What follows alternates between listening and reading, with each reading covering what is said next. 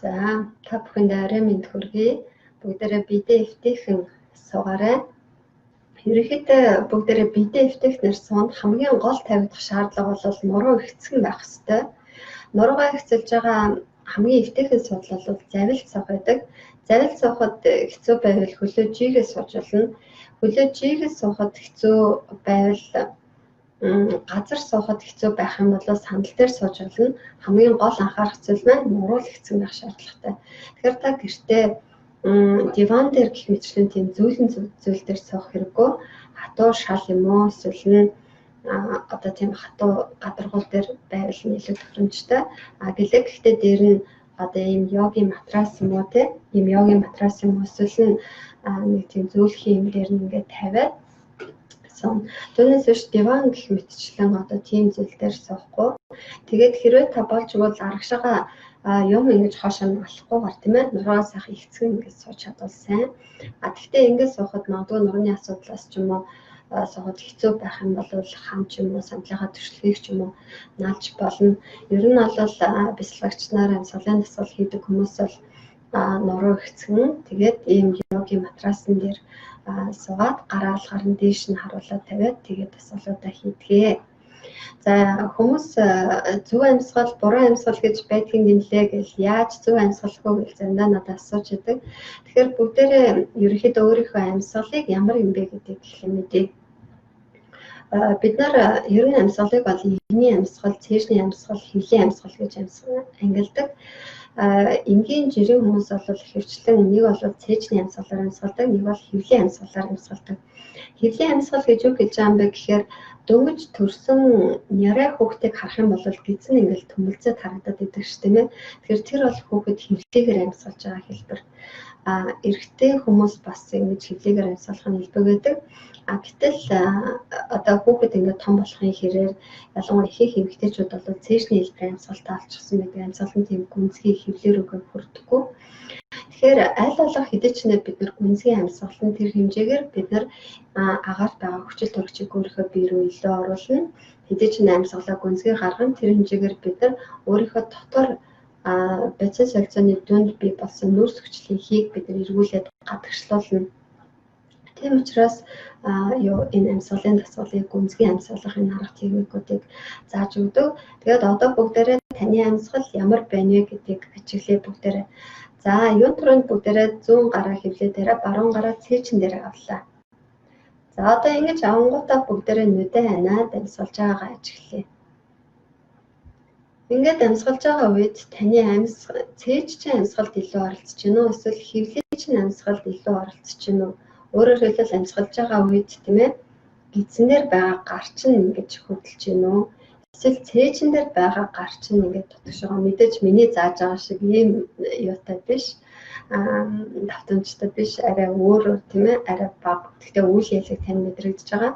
Тэгэхээр энэ байдал бол таны амьсгал чинь цээжнийх байна уу эсвэл хөвлөх байна уу гэдгийг илэрхийлж байгаа.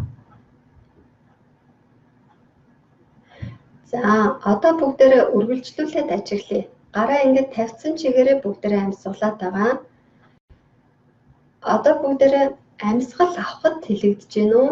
Эсвэл амьсгалаа гаргахад тэлэгдэж гин үү гэдгийг ажиглая. Амьсгалаа авахд таны цээж юм уу хөвлөлийн гадагшаага тэлж гин үү? Эсвэл дотоогшоогоо татагдж гин үү гэдгийг ажиглая. Хэд хэдэн удаа амьсгал авч гаргаад энэ үедээ бүгдээрээ аль үед цээж чинь эсвэл хөвлөлийн чинь тэлэгдэж гин гэдгийг ажиглая. За одоо бүгдээрээ амьсгал гаргахаа ажиглая. Амьсгалаа гаргахад таны цээж эсвэл хөвлөлийн тэлэгдэж гин үү? Эсвэл нь дотогшоогоо татагдж гин ажиглая.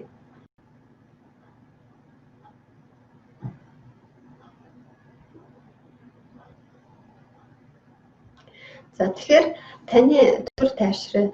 Таны амьсгал хэдий ч одоо мэдээж гаднаас юм орж байгаа учраас бид нар амьсгал авч явах үед нэг бол цээжний, нэг бол хөвлөлийн чинь тэлэгдэж байгаа. Яагаад гэхээр бид нар бол сая түрүүлээд эхлээд тодорхойлчлаа таны амьсгалын чинь хэлбэр цээжний хэлбэр байна уу эсвэл амьсгалын хэлбэр байна уу гэдэг. Тэгэхээр энийгээ тодорхойлсныхаа дараа яг амьсгал авахд хэрвээ та цээжний хэлбэрийн амьсгалтай байх юм бол амьсгал авахд цээж чинь тэлэгдэж гин үү эсвэл татагдж гин үү? Амьсгалаа гаргахад цээж чинь уужраад тэлэгдэж гэнэ эсвэл татагдж гэнэ гэдгийг ажиглаа сая тийм үү. Тэгэхээр хэрвээ таны амьсгал авахд цээж чинь эсвэл хөвлий чинь тэлэгдэжсэн бол сайн. Харин амьсгалаа гаргахад буцаага татагшоод татагдчих явах юм бол энэ бол зөв амьсгал. Тийм учраас хэрвээ сая таних эсрэгээрээ байсан бол одоо бүгдээрээ зөврүүлнэ. Одоо хөвлийн амьсгалтай байсан хүмүүс хөвлөө дээр гараа тавина. Цээжний амьсгалтай байсан хүмүүс цээжин дээр гараа тавина. За одоо бүгдээрээ нүдэн анаад амьсгална. Амьсгал авахдаа цээжээ эсвэл гизээ тэллээ. Амьсгалаа гаргалаа, гизээ эсвэл цээжээ солиллоо. Өөрөлдөл өөрлөгөө татлаа.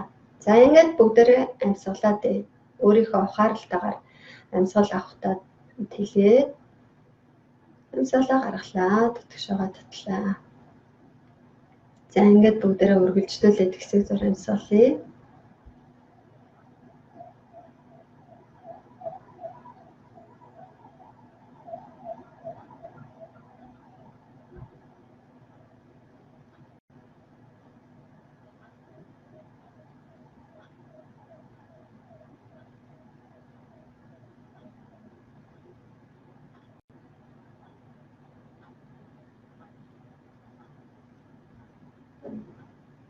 Тайвшрыг гараалгаар нээш наруулаад нүр дээрээ тавья. Аажимхан тасгаж аваад нүдэн нэцгээе. За тэгэхээр та бусад үед хизээч гэсэн амьсгалын дасгал хий гэж бодсон үедээ саях шиг одоо дараагийн удаа бол заавал ингээ гидсэн дээр эсвэл цээжин дээр гараа тавих хэрэггүй, зүгээр сайхан гараа алгаараа дээш харуулж өвөр дээрээ тавьж агаад тэгээд амьсгалаа авахдаа тэлээд амьсгалаа гаргахдаа татгшаага татаад энийг бүгдээрээ давтаад амьсгалаад байна. Тэгээд амьсгалах болгондоо амьсгалаа илүү гүнзгий, урт, удаан, тайван болгоод амьсгалаад байна. Амьсгалын дасгал хийж байгаа бол доотлол нь 5 минут хийн. За нэг 5-аас 10 минут хийх бол хангалттай. За одоо бүгдээрээ бас нэг амьсгалын дасгал хийн. Энийг хамрын пранаяма гэж бид нар ярьдаг. Зүүн гарын эрхий 7 хуруу өндөөрөө нийлээд 3 хуруугаа нийлүүлсэн. Тэгээд энийг өвөр дээр тавьчихна.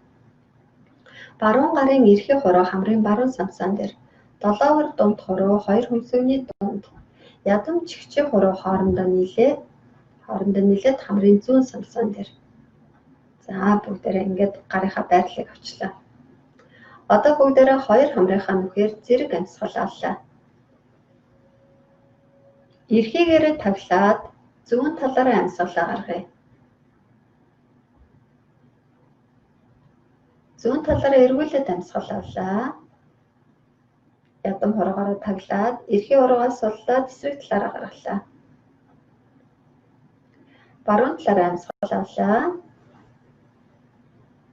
Зүүн талаараа гаргая.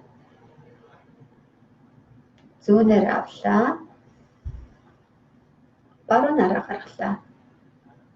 Нүдэн анаад үргэлжлүүлээд амьсгалаад байгаарай. Зүүнээр баруунаараа авлаа. Эсрэг талаараа гаргалаа.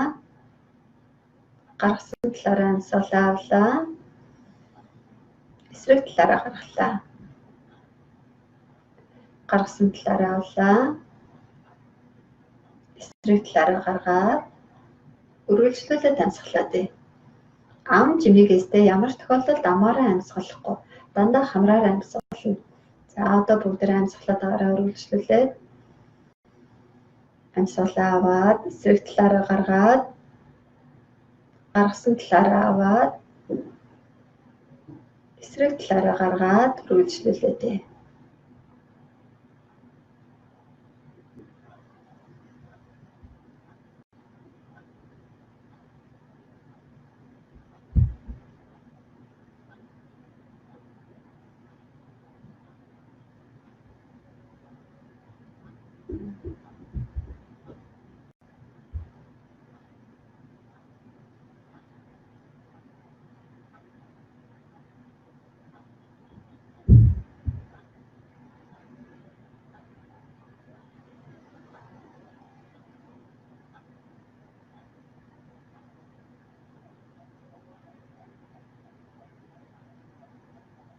Амьсгалах болгондоо амьсгалаа гүнзгий урт болгоод байна.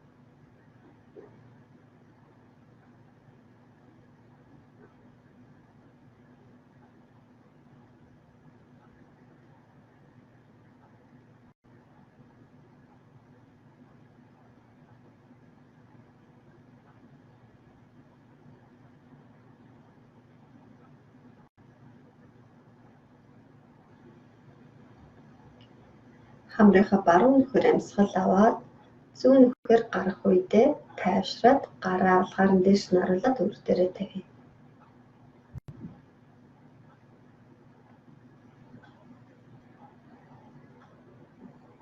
Хамрынхаа зүүн нөхөр амьсгалаа гарах үедээ гараа суллаад тайвшрая.